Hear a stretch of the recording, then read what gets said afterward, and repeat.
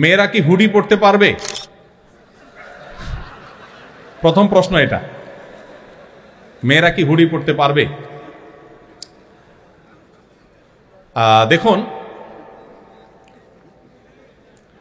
আল্লাহ রাব্বুল আলামিন আমাদেরকে, পুরুষ এবং নারী সবাইকে, পৃথিবীতে আল্লাহর যত সৃষ্টি আছে এই সৃষ্টিগুলো ব্যবহারের ব্যাপক সুযোগ দিয়েছে।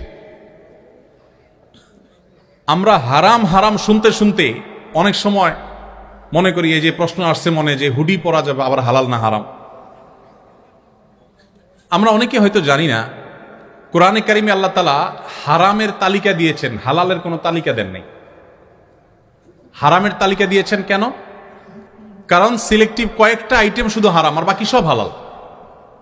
ইসলামী ফিকহের একটা গুরুত্বপূর্ণ প্রিন্সিপাল হলো, মূলনীতি হলো যে আল আসলু ফিল আশিয়াই আল ইবাহাহ। সৃষ্টি জগতের সবই মানুষের জন্য হালাল, সব। যেগুলো আল্লাহ তাআলা নিষেধ করেছেন শুধুমাত্র ওই আইটেমগুলো বাদে বাকি সব হালাল। হারামের তালিকা আল্লাহ কোরআনে উল্লেখ করেছেন, হুররিমা আলাইকুমুল মাইতাতু ওয়াদ-দামু ওয়া লাহমুল খিনজিরি ওয়া মা উহিল্লা লিগাইরিল্লাহ। তোমাদের জন্য রক্ত হারাম করা হয়েছে, রক্ত, এটা আমাদের স্বাস্থ্যের জন্য ক্ষতিকর। মৃত প্রাণী হারাম করা হয়েছে, শূকর হারাম করা হয়েছে। এটা অবশ্য বুঝে আসে না শূকর হারাম কেন করা হয়েছে। পৃথিবীর বহু মানুষ শূকর খায়, কিন্তু তারা ভালো আছে, সমস্যা নাই, বোঝা যাচ্ছে। তাহলে কেন হারাম করেছেন? ওই যে আল্লাহ রাব্বুল আলামিনের সব টেকনোলজি আমাদের বোঝা জরুরি না। আল্লাহ তাআলার সকল নির্দেশের যথার্থতা যদি আমি বুঝেই যাই, আমার বুঝে আসলে আমি মানবো, না আসলে মানবো না, তাহলে তো আল্লাহকে মানা হলো না, আমার বিবেককে আমি অনুসরণ করা হলো। আল্লামা ইকবালের একটি চমৎকার কবিতা আমি বিভিন্ন সময় কোট করি। তিনি বলেছিলেন, जो समझ में आ गई वो फिर खुदा क्यों कर हुआ। যাকে আপনার ব্রেইনে ক্যাপচার করে ফেলতে পেরেছেন, তিনি আবার আল্লাহ কিভাবে হলেন? আল্লাহ তো তিনি যার সকল আদেশ নিষেধের যথার্থতা, যৌক্তিকতা আপনি সবগুলো উদ্ঘাটন করতে পারবেন না। কোনোটা 500 বছর পরে হবে, কোনোটা 1000 বছর পরে মানুষ আবিষ্কার করবে, কোনোটা 5000 পরে মানুষ আবিষ্কার করবে। যে এই নির্দেশ এই জন্য দেওয়া হয়েছে, এই যথার্থতা আজকে বুঝে এসছে। কোভিড-19 সময় আমরা দেখেছি নবী করিম সাল্লাল্লাহু আলাইহি সাল্লামের 1500 বছর আগে বলা ঐতিহাসিক হাদিসগুলো মনে হচ্ছিল যে আজকের এই 2021, 22, 23 এই কোভিড-19 বাস্তবতার সময়ের জন্য বোধহয় তিনি বলেছেন। তিনি বলেছেন, কোন এলাকায় যখন মহামারী হয় তোমরা সে এলাকা থেকে বের হয়ে যাবে না, আর বাহির থেকে কেউ প্রবেশও করবে না। আমরা শাটডাউন দেখেছি, লকডাউন দেখেছি। নবী সাল্লাল্লাহু আলাইহি ওয়াসাল্লাম এই হাদিসের সাথে যদি আপনি মেলাবার চেষ্টা করেন, মনে হবে যে আজকের জন্য বোধহয় তিনি হাদিসটা বলেছেন। ওয়ারেস বলেছেন 1500 বছর আগে। 1500 বছর পরে এসে আমাদের কাছে সেদিনের আলামত পরিষ্কার হয়েছে। ওযু করার আগে তিনি আমাদেরকে কবজি সহ 3 বার আগে হাত ধুইতে বলেছেন। 3 বার। কেন 3 বার? একবার ধুলে তো হইতে পারত। আমরা কোভিড-19 সময় দেখেছি ডাক্তাররা আমাদেরকে বলছেন 20 সেকেন্ড ধরে ধুইতে হবে। আপনি যদি ওযুর আগে 3 বার হাত ধোন ডলে ডলে, তো দেখবেন যে আপনি 20 সেকেন্ড হয়ে গেছে হয়তোবা। তো এইভাবে নবী করিম সাল্লাল্লাহু আলাইহি সাল্লামের বহু আদেশ নিষেধ, আল্লাহ তাআলার বহু আদেশ নিষেধ, যেটার যৌক্তিকতা, যথার্থতা হয়তো আমার এখন বুঝে আসছে না, পরে আসবে। আমার বুঝে আসা সবসময় জরুরি না, বরং অনেক কিছু বুঝে না আসাটাই যৌক্তিক। যাই হোক, তো যেটি বলছিলাম, কোরআনে আল্লাহ তাআলা হারামের তালিকা উল্লেখ করেছেন। শুকর আল্লাহ কেন হারাম করেছেন, সেখান থেকে কথাগুলো আসলো। কেন হারাম করেছেন? হয়তোবা আরো 200 বছর পরে আবিষ্কার হবে, মানুষ আবিষ্কার করবে, গবেষণা করে বের করবে যে এর মধ্যে কি সমস্যা আছে, কেন আল্লাহ তাআলা হারাম করেছেন। হয়তোবা মানুষ আবিষ্কার করতেই পারবে না, কিন্তু নিশ্চয়ই এর ভিতরে কল্যাণ নিহিত আছে। তো হারামের তালিকা উল্লেখ করে আল্লাহ তাআলা বলেছেন, ওয়া উহিল্লা লাকুম মা ওয়ারাআ যালিক। এই যে হারামের তালিকা উল্লেখ করা হলো, এর বাইরে যা কিছু আছে সব তোমাদের জন্য হালাল। তাহলে মানুষের জন্য সবকিছু কি হালাল। ঠিক একইভাবে পোশাকের ক্ষেত্রে আল্লাহ তাআলা আমাদের কিছু মূলনীতি দিয়েছে। ছেলেরা পোশাকের ক্ষেত্রে টাকনুর নিচে পড়বে না, পায়ের গিরার নিচে তাদের পোশাক, উপরের দিক থেকে যাওয়া পোশাকগুলো যাবে না। মুজা বা যেগুলো থাকেই নিচে সেগুলো ভিন্ন। জামা, প্যান্ট, পাজামা, চাদর, এগুলো টাকনুর নিচে পুরুষরা পরবে না। কেন পরবে না?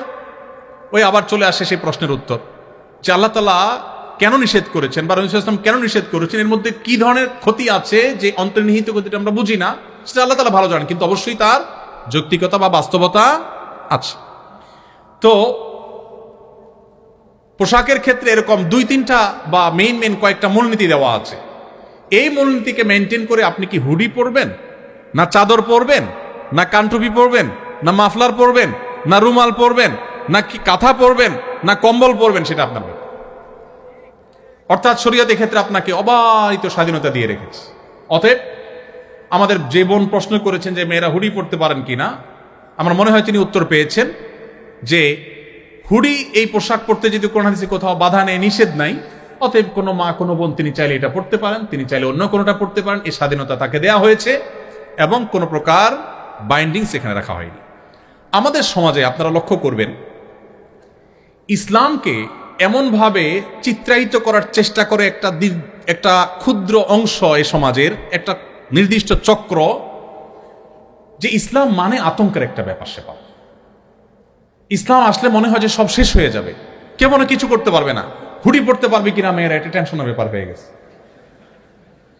ইসলামটাকে এইভাবে উপস্থাপন করা হয়েছে আমাদের সামনে, অথচ আমরা জানি না ইসলামের যে দণ্ডবিধিগুলো আছে ইসলামী বিচার ব্যবস্থায়, সেই দণ্ডবিধিগুলোর ভেতরে সেই সমস্ত অপরাধের দণ্ড বা শাস্তি শরীয়ত নির্ধারণ করে দিয়েছে যেই অপরাধগুলো দমন না করলে সমাজ ক্ষতিগ্রস্ত হবে। কোন ব্যক্তি নিজে যদি জাহান্নামের অতল তলেও চলে যায়, সেটার জন্য শরীয়ত কোনো দণ্ড স্থাপন করে নাই। চুরি, এটা যদি নিয়ন্ত্রণ করা না যায়, সমাজ কি স্থিতিশীল হবে না অস্থিতিশীল হবে? এজন্য চুরির শাস্তি কোরআনে আছে। ডাকাতি যদি ব্যাপক হারে বেড়ে যায়, রাহাজানি বেড়ে যায়, জনজীবন বিপর্যস্ত হবে, সেজন্য ডাকাতির শাস্তি কোরআনে বলা আছে। হোয়ারেজ একজন মানুষ যদি এক ওয়াক্ত নামাজও না পড়ে, সমাজের মানুষের ক্ষতিগ্রস্ত হওয়ার কোনো ব্যাপার সেখানে থাকবে? এজন্য ইসলামের সবচেয়ে গুরুত্বপূর্ণ নির্দেশ, ইমানের পরে নামাজ যদি কেউ না পড়ে, তার জন্য কোনো দণ্ডবিধি বা কোনো দণ্ড কোরআন বা হাদিসে কোথাও নেই। যারা ইসলামকে আতঙ্কের একটা বিষয় হিসাবে উপস্থাপন করেন, তারা মূলত আমাদেরকে ইসলাম সম্পর্কে একটা ভুল বার্তা দিয়ে রেখেছেন। আমরা অনেক মুসলমানরাও মনে করি যে ইসলাম আসলে বোধহয় আমরা একটু ভালো করে দাঁড়াইতেও পারবো না, ভালো করে বসতেও পারবো না, এমন এমন বিদঘুটে এবং আজব আজব চিন্তা আমাদের মাথায় আসে, প্রশ্ন আমাদের মাথায় আসে, মনে ইসলাম মানে একেবারে আমাদের টাইট হয়ে থাকতে হবে। অথচ একজন মানুষ তিনি যদি নামাজ না পড়েন, চরম শাস্তি তার জন্য আল্লাহ তাআলা দিবেন, কিন্তু দুনিয়াতে ইসলামী শরীয়তে কোনো দণ্ডবিধি রাখা হয় নাই, কারণ তার নামাজ না পড়ার কারণে তিনি ক্ষতিগ্রস্ত হবেন, সমাজে তার কোনো এফেক্ট হয়তো অন্যদের উপরে পড়বে না সরাসরি, সো তার জন্য কোনো দণ্ড নাই যে নামাজ না পড়লে এত বেত্রাঘাত করতে হবে, এতদিন জেল জরিমানা হবে, কোনো দণ্ডের কথা শরীয়ত বলে দেয় নাই। এভাবে বহু এক্সাম্পল আমি দিতে পারবো, যেগুলো দিনের আলো মতো পরিষ্কার করে দিবে আপনার কাছে যে ইসলাম যে সমস্ত কঠোরতা অবলম্বন করেছে সেগুলো মানুষের সমাজের স্থিতিশীলতার প্রয়োজনে, মানুষকে অপরাধ থেকে বাঁচাবার প্রয়োজনে। আমি শুধু একটা কথা বলে অন্য প্রশ্নে চলে যাচ্ছি, সেটা হলো এই যে আমাদের দেশে প্রচুর পরিমাণ সড়ক দুর্ঘটনা হয়, একের পর এক সড়ক দুর্ঘটনা হয়, যার যা সে বুঝে কি হারিয়েছে, কিন্তু কোনো বিহিত নাই। ইসলামী শরিয়ার বিধান অনুযায়ী যদি কারোর ভুলেও কেউ মারা যায়, একজন ড্রাইভার তার ভুল ড্রাইভিংয়ে কেউ মারা গেছে, তাহলে সেক্ষেত্রে যে ব্যক্তি মারা যাবেন, নিহত হবেন, ওই ব্যক্তির পরিবারকে এই ব্যক্তি যার ভুলের কারণে মারা গেল, সে 100 ওঁটের সমমূল্য পরিশোধ করতে হবে রক্তমূল্য স্বরূপ, অর্থদণ্ড। কেন? 100 ওঁটের সমমূল্য যদি পরিশোধ করা হয়, একটা মানুষের জীবনের মূল্য 1 লক্ষ ওঁট দেওয়া হবে না, কিন্তু যাতে করে সবাই সতর্ক থাকে, কারোর যেন তেন ভুলের কারণে অন্য আরেকটা মানুষের জীবন বিপন্ন না হয়, সেজন্য ইসলাম আমাদেরকে সতর্ক করেছে, সর্বোচ্চ মানুষের জীবনের নিরাপত্তা নিশ্চিত করবার উদ্যোগ নিয়েছে। আমি জানি না পৃথিবীর কোন দেশের আইনে কি আছে, কিন্তু আমাদের দেশের আইনে অন্তত এরকম অ্যাক্সিডেন্টে মারা গেলে যাদের আত্মীয় স্বজন মারা যায় তাদেরকে 5,000 10,000 টাকা করে অনেক সময় লাশ দাফন করার জন্য দেওয়া হয়। এটা হলো তাদের সাথে তামাশা করার নামান্তর। একটা পরিবারের উপার্জনক্ষম একদম ব্যক্তি বা যে কোনো একজন ব্যক্তি মারা যাওয়ার পর ওই পরিবার কতটা ক্ষতিগ্রস্ত হয়, এটা একমাত্র তারাই জানে যারা সাফারার হয়। আমি নিজে সৌদি আরবে যখন ছিলাম প্রবাসে, এক বাংলাদেশি ভাই মসজিদের একজন মুয়াজ্জিন ছিলেন, বৃদ্ধ মানুষ, আমার সাথে ভালো পরিচয় ছিল। অনেকদিন পরে শুনতে পারলাম যে ভদ্রলোক রোড অ্যাক্সিডেন্টে মারা গেছেন। কি হয়েছে? উনি ফজরের সময় রাস্তা ক্রস করে আসছিলেন, মসজিদে আজান দিবেন, এর মধ্যে একটা প্রাইভেট গাড়ি এসে ওনাকে আঘাত করেছে, উনি স্পট ডেড মারা গেছে।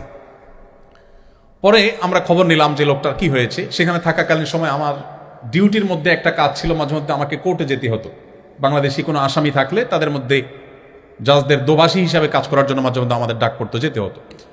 তো এই ভদ্রলোকের বিষয়টা আমি মনিটর করলাম এবং জানলাম যে ওই যে ইসলাম শরিয়ার নির্দেশ অনুযায়ী 100 ওটের মূল্য দিতে হবে। 100 ওটের মূল্য হিসেব করলে কত কোটি টাকা হবে আল্লাহ জানে, আমি এক্সাক্ট হিসাব বের করতে পারবো, তবে বিপুল পরিমাণ অর্থ। এটা ওই ব্যক্তির পরিবারের কাছে যেন পৌঁছানো হয়, সেজন্য যেই ভদ্রলোকের গাড়ি অ্যাক্সিডেন্টে মারা গেছে উনি নিজে পুলিশ ছিলেন, তাকে জেলে পোড়া হলো এবং যতদিন পর্যন্ত এই টাকা পরিশোধ করতে না পারবে ততদিন পর্যন্ত জেলে থাকবেন। এত টাকা পরিশোধ করার ক্ষমতা না থাকলে নিহত ব্যক্তির পরিবারের হাতে পায়ে ধরে তাদের কাছ থেকে যদি কমায় নিতে পারে, মাফ নিতে পারে, তাহলে বের হতে পারে। এটাই ইসলামের নির্দেশ। এখন দেখুন, এই যে কঠোরতা ইসলাম অবলম্বন করেছে, কেন? মানুষের জীবন নিরাপত্তার প্রয়োজন। ইসলামের বিধিবিধানের যত কঠোরতা আছে সেগুলো আমাদের কল্যাণার্থে, অন্য কিছু নয়।